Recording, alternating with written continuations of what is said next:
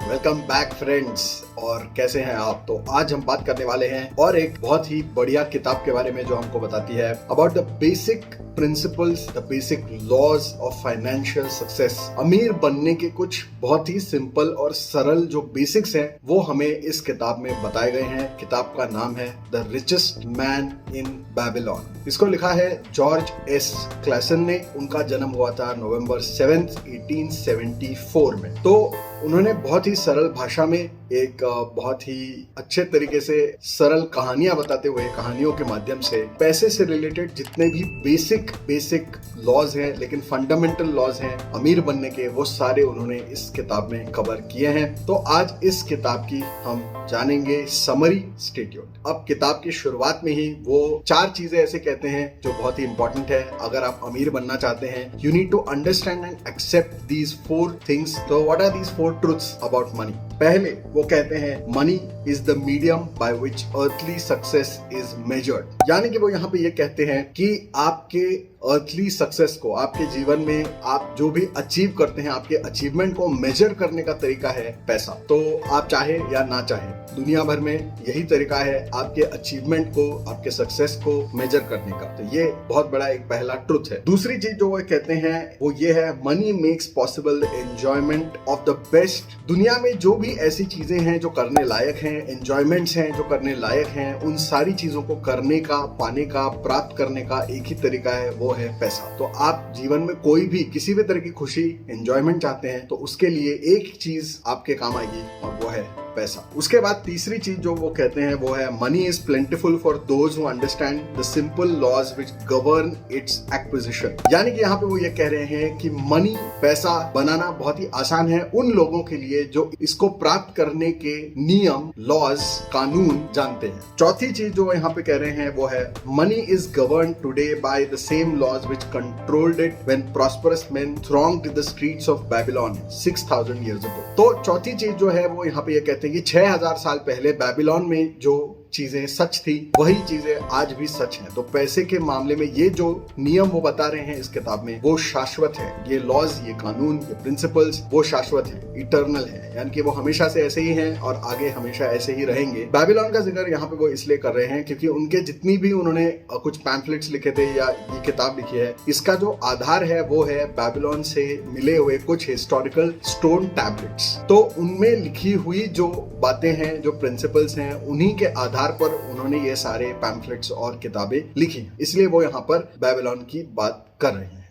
अब इस किताब में जो है 4 मेजर सेक्शंस है। पहला सेक्शन ये है जहां पर वो बात करते हैं 7 रूल्स की, 7 रूल्स टू फैटन योर पर्स, यानी कि पैसे को बढ़ाने के लिए जो 7 रूल्स हैं उसके बारे में वो बात करते हैं। तो ये एक उसका सेक्शन है। दूसरा सेक्शन वो इस चीज के बारे में बात करते हैं meet the goddess of good luck. तो गुड लक क्या है, गॉडेस ऑफ गुड लक क्या है और उसको कैसे प्राप्त करना चाहिए। तो ये सबसे बड़ा मेजर जो है दूसरा टॉपिक इस बुक के अंदर डिस्कस हुआ है। तीसरा जो सबसे बड़ा टॉपिक है वो है द 5 लॉज ऑफ गोल्ड। तो गोल्ड से संबंधित 5 रूल्स उन्होंने बताए हैं। और चौथा जो है वो बात करते हैं अबाउट डेट्स, यानी कि कर्जा जो होता है, उधार कर्जा लेना, उसको चुकाना, उसके रूल्स क्या हैं, चुकाने के रूल्स क्या हैं, इसके बारे में वो बात करते हैं। So let's start with the first section of this book, 7 cures for a lean purse. तो चलिए शुरुआत करते हैं रूल नंबर 1 से। रूल नंबर 1 है पे योरसेल्फ फर्स्ट। जब भी आप कोई भी कमाई करते हैं, कोई भी पैसा आप कमाते हैं, तो उसका 10% आप अपने लिए सेव करेंगे। यानी कि यहाँ पर यूजुअली हम क्या करते हैं, हम पैसा कमाते हैं, उसके बाद हमारे जितने भी खर्चे हैं उनको निकाल देते हैं और फिर जो बच जाता है वो हमारा सेविंग्स होता है। ठीक है, वो हमारा सेविंग्स है, जमा पूंजी है। लेकिन यहाँ पे वो उल्टा कह रहे हैं, वो ये कह रहे हैं कि इस तरीके से आप कभी भी अमीर नहीं बनेंगे। अगर आप पहले खर्चे निकालते हैं और जो बचता है वो आपकी सेविंग्स है, तो आप कभी भी अमीर नहीं बनेंगे। तो वो ये कह रहे हैं कि जैसे ही पैसा मिले आपको पहले सेविंग्स करना है और सेविंग्स के बाद जो बचेगा वो है आपका बजट फॉर स्पेंडिंग मनी। तो जैसे ही आपके पास कोई भी पैसा आएगा आपको उसका 10% अपने आप को पे करना है, यानी कि सेविंग्स में डाल देना है। ये 10% आप कभी भी खर्च नहीं करेंगे। इस 10% के अलावा जितना बचेगा उसको ही आप अपने खर्चों में लगाएंगे। दूसरा नियम है कंट्रोल दाय एक्सपेंडिचर्स। कंट्रोल दाय एक्सपेंडिचर्स का मतलब बहुत सिंपल है कि अपने खर्चों को कम करो। कभी भी कर्जा लेके किसी चीज को करने की कोशिश मत करो। जितनी तुम्हारी क्षमता है उतना ही खर्चा करो। जितना पैसा ऑलरेडी तुम्हारे पास है उसमें से ही अपनी लाइफ को आप चलाओ। अगर आपके पास पैसा नहीं है अभी किसी चीज को खरीदने के लिए तो आप पैसा उधार लेके या अपनी क्षमता से बाहर की किसी चीज को खरीदने की कोशिश मत करो, क्योंकि ऐसा अगर आप करेंगे तो जिंदगी भर आप उस कर्जे को चुकाते चुकाते चुकाते इसी के पीछे आप लगे रहेंगे कि आप कर्जा लेंगे, उसको चुकाएंगे, फिर नया कर्जा लेंगे, फिर उसको चुकाएंगे और यही चलता रहेगा। और आपके पास कभी भी अमीर होने के लिए पैसा नहीं बचेगा। और यही आज बहुत सारे लोग करते हैं। ये रैट रेस, ये जो गलती है वो बहुत सारे लोग आज भी करते हैं। वो एजुकेशन लोन लेते हैं, कार लोन लेते हैं, घर के लिए लोन लेते हैं, हॉलीडेज के लिए लोन ले लेते हैं, पर्सनल लोन ले लेते हैं, एंड व्हाट हैपेंस इज कि वो उसको चुकाते रहते हैं, चुकाते रहते हैं, चुकाते रहते हैं, और इसी में उनकी सारी सैलरी, सारी कमाई उसी में चले जाती है। उनको हमेशा यही डर लगा रहता है कि मैं ये कैसे रिपे करूंगा। तो वो यहाँ पे यही कह रहे हैं, learn to live in your own means, यानी आप हमेशा उतना ही खर्च करें जितनी आपकी क्षमता हो। रूल नंबर 3 है मेक दाय गोल्ड मल्टीप्लाई, यानी कि वो यहाँ पे एक कह रहे हैं कि जब पैसा कमाओ, यानी कि पहले तो आप अपने आप को 10% देंगे और आप हर महीना 10%, 10%, 10% इस तरीके से सेविंग करते रहेंगे। सो फॉर एग्जाम्पल अगर आप 50,000 रुपए कमाते हैं तो हर महीना आप उसमें से 5,000 रुपए साइड में रखेंगे एज सेविंग्स। अगर आप 10,000 रुपए कमाते हैं तो आप 1,000 रुपए साइड में रखेंगे एज सेविंग्स। अगर आप 5,000 कमाते हैं तो आप 500 रुपए रखेंगे एज सेविंग्स, और ये बढ़ता जाएगा। और फिर ये 6 महीना, 10 महीना, 12 महीना होने के बाद जो भी अमाउंट एक्यूमुलेट हो जाएगी उस एक्यूमुलेटेड अमाउंट को आप करेंगे इन्वेस्ट। कहीं पे इन्वेस्ट करिए अपने इस पैसे को ताकि ये बढ़े, मल्टीप्लाई करे, क्योंकि जो पैसा रखा हुआ है, पड़ा हुआ है, वो कभी भी ग्रो नहीं करेगा, आप कभी भी अमीर नहीं बनेंगे। यानी कि अगर आप हमेशा पैसे को सेव करके बस अकाउंट में रख रहे हैं, एफडी कर देते हैं, तो इससे आपको कभी भी लाभ नहीं होगा, आप कभी आगे नहीं बढ़ेंगे। आपकी आर्थिक जो अवस्था है, जो आपकी कंडीशन है, वो वैसी की वैसी रहेगी, आप कभी आगे नहीं बढ़ेंगे। तो यहाँ पे बहुत जरूरी है समझना कि पैसा सेव करो, लेकिन सेव करने के बाद उसको इन्वेस्ट करो। ये यहाँ पे वो कह रहे हैं। रूल नंबर 4 इज गार्ड दाय वेल्थ फ्रॉम लॉसेस। वो यहाँ पे ये कह रहे हैं कि जब आप पैसा इन्वेस्ट करोगे तो इन्वेस्ट ऐसी जगह करो जो सेफ हो। कहीं पे भी उठ के पैसा मत लगाओ just because you want to invest. Risk मत लो, क्योंकि ये पैसा कमाने के लिए आपको 6 महीना, 10 महीना, 12 महीना लगा है सेव करने के लिए। अब आप उठा के इसको कहीं ऐसी जगह डाल देंगे जो रिस्की है, वहां पे सारा अगर पैसा चला गया तो you will be back to square one. तो ये गलती आपको कभी भी नहीं करनी है। हमेशा आपको रिसर्च करना है, स्टडी करना है कि आप कहाँ पे इन्वेस्ट कर रहे हैं, वो इन्वेस्टमेंट सही इंसान, सही बिजनेस, सही मीडियम के जरिए आप कर रहे हैं इन्वेस्टमेंट, ये देखना बहुत जरूरी है, ये चेक करना बहुत जरूरी है। नहीं तो आप अपना पैसा, अपना हार्ड अर्न पैसा, कमाई, सब कुछ दांव पे लगा देंगे किसी रिस्की चीज पे और आपका पैसा खत्म हो जाएगा। ये गलती भी बहुत लोग करते हैं कि वो लोग पैसा सेव कर लेते हैं और फिर किसी बहुत ही हाई रिस्क इन्वेस्टमेंट इंस्ट्रूमेंट में डाल देते हैं। उसके बाद जो है उनका सारा का सारा पैसा डूब जाता है। तो ये वो यहाँ पे कह रहे हैं कि ऐसा नहीं करना है। जब आप पैसा लगाओ तो सही जगह पे लगाओ। अगर आप किसी दोस्त या किसी बिजनेस में पैसा लगा रहे हैं तो देखो कि पहले वो बिजनेस करने वाला आदमी उस मार्केट का एक्सपर्ट है कि नहीं है। ऐसा नहीं होना चाहिए कि आप जो है किसी टेक्सटाइल मार्केट के एक्सपर्ट को पैसा दे रहे हैं for a business of dairy products. Textile market में भले वो कितना ही अमीर हो, लेकिन उसको डेयरी प्रोडक्ट्स या डेयरी के मार्केट का कोई ज्ञान नहीं है। तो ये समझना जरूरी है कि जब आप किसी को पैसा दें फॉर इन्वेस्टमेंट, चाहे वो आप म्यूचुअल फंड्स में लगाएं, चाहे आप किसी स्टॉक मार्केट में किसी कंपनी के शेयर्स में लगाएं, चाहे आप किसी दोस्त को दें, चाहे किसी कंपनी में लगाएं, जरूरी है ये देखना कि वो लोग उस सेक्टर के, उस कंपनी या उस सब्जेक्ट या उस प्रोडक्ट या सर्विस से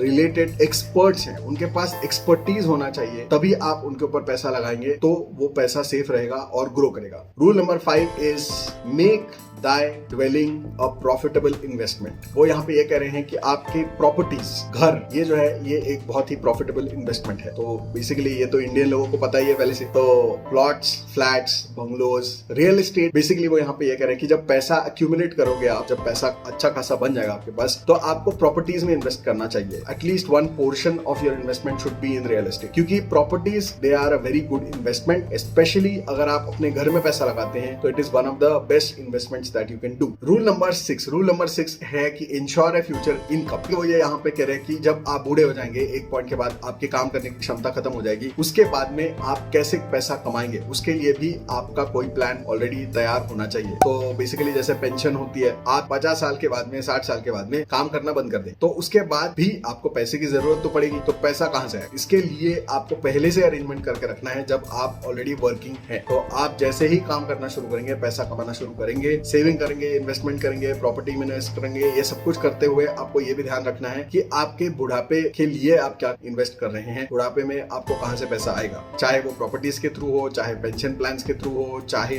आप उसके लिए कोई नेस्ट एग, जिसको बोलते हैं नेस्ट एग, बना के रखें कि ये पैसा जो है वो हमेशा मेरे रिटायरमेंट के लिए या पोस्ट रिटायरमेंट के लिए होगा। तो ये उसके लिए पहले से आपको कुछ पैसा बाजू में रखना है, या तो उसके लिए कोई इन्वेस्टमेंट करनी है ताकि आपको सैलरी की तरह वो पैसा बाद में आता रहे। रूल नंबर 7 जो है वो है increase the ability to earn. अभी आप पैसा कमाने के लिए जो भी कर रहे हैं, जो भी आपके स्किल्स हैं, जो भी आप काम कर रहे हैं, उसी क्षेत्र में या जो भी आप कर रहे हैं उसमें आपको और ज्यादा स्किल्स को अपग्रेड करना चाहिए, अपनी क्षमता को बढ़ाना चाहिए। पैसा कमाने की जो आपकी क्षमता है उसको बढ़ाना चाहिए। अब इसके 2-4 तरीके हो सकते हैं। एक, जो फील्ड है उसमें आप और ज्यादा पढ़ते रहो, रिसर्च करते रहो और आप स्किल को अपग्रेड करते रहो, ये एक तरीका है। दूसरा तरीका ये है कि आप एक वक्त पे मल्टीपल सोर्सेस ऑफ इनकम पे काम करो, यानी कि आपका एक मेन जॉब है, फिर एक पार्ट टाइम जॉब है, फिर तीसरा कोई और तरीका है पैसा कमाने का। तो इस तरीके से आप कर सकते हैं। आजकल ये बहुत कॉमन चीज है, बहुत लोग कॉर्पोरेट जॉब्स करते हैं और साथ साथ में वो लोग फ्रीलांसिंग करते हैं, तो इस तरीके से भी होता है। तो आपको बेसिकली अपनी कमाई की जो क्षमता है वो बढ़ाने के लिए हमेशा कोशिश करते रहनी चाहिए। आपको अपने आप को एजुकेट करना चाहिए, उसके लिए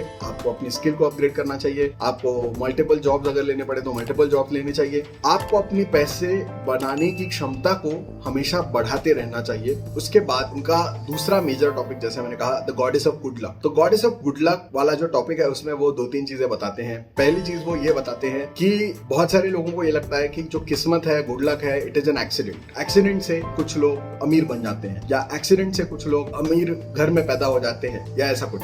तो बेसिकली बाय एक्सीडेंट जो होता है उसको वो लोग गुड लक मानते हैं। वो यहाँ पे ये कह रहे हैं कि उसको गुड लक नहीं बोलते। आपको ये चीज समझनी होगी कि गुड लक क्या है। क्या गुड लक एक गॉडेस है? क्या वो आपके कान में आके बताएगी कि आपको क्या करने से पैसा मिलेगा? That is not true.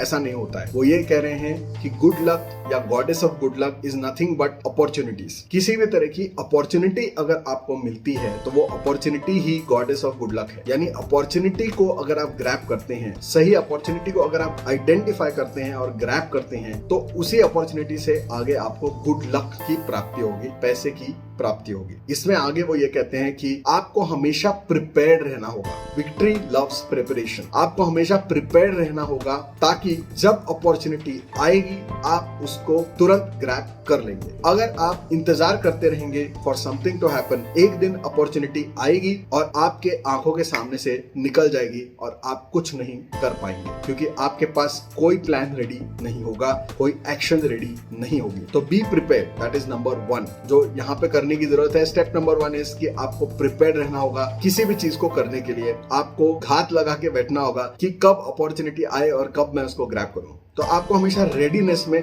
रहना होगा। आपकी जितनी भी स्किल्स हैं, रिसर्च है, हर चीज पहले से तैयार होनी चाहिए। दूसरी, जब अपॉर्चुनिटी आए तुरंत उसको आपको ग्रैब करना पड़ेगा। किसी भी अपॉर्चुनिटी को ग्रैब करते वक्त कुछ थोड़ी बहुत रिस्क तो होती ही है, तो वो रिस्क आपको लेनी है और वो तभी आप ले पाएंगे, उतना कॉन्फिडेंस तभी आपके अंदर आएगा जब आप ऑलरेडी प्रिपेयर्ड होंगे उस चीज के लिए। तो इसीलिए पहले से प्रिपेयर्ड रहना बहुत जरूरी है। तो जब अपॉर्चुनिटी आएगी उसको आपको ग्रैब करना है। तो यही वो यहाँ पे कह रहे हैं कि मेन ऑफ एक्शन जो होते हैं, जो लोग एक्शन लेने पे भरोसा करते हैं, उन्हीं को goddess of good luck favour करती है। यानी कि अपॉर्चुनिटीज तो सबके लाइफ में आती हैं, लेकिन उस अपॉर्चुनिटी का फायदा उनको ही होता है जो पहले से प्रिपेयर हैं, जिनका होमवर्क ऑलरेडी हो चुका है और जो तैयार बैठे हैं और जो उस अपॉर्चुनिटी को ले लेते हैं और इनकैश कर लेते हैं, उन्हीं को उसका फायदा होता है। बाकी के लोग बस इंतजार करते रहते हैं और जब अपॉर्चुनिटी आती है वो सामने से निकल जाती है और ये ताकते रहते हैं, मुंह बनाते रहते हैं, लेकिन उनके जो है हाथ में कभी भी अपॉर्चुनिटी नहीं आती और किस्मत, गुड लक कभी भी उनके लाइफ में नहीं आती। उसके आगे वो बहुत ही एक इंपॉर्टेंट चीज बताते हैं। वो ये कहते हैं जैसे आपकी कमाई का 10% आपको सेव करना चाहिए। अगर आप अभी ऑलरेडी कर्जे में हैं, आपका बहुत सारा डेट है, कर्जा है, तो आप कैसे उसमें से बाहर आएंगे, उसके लिए भी वो एक प्लान बताते हैं।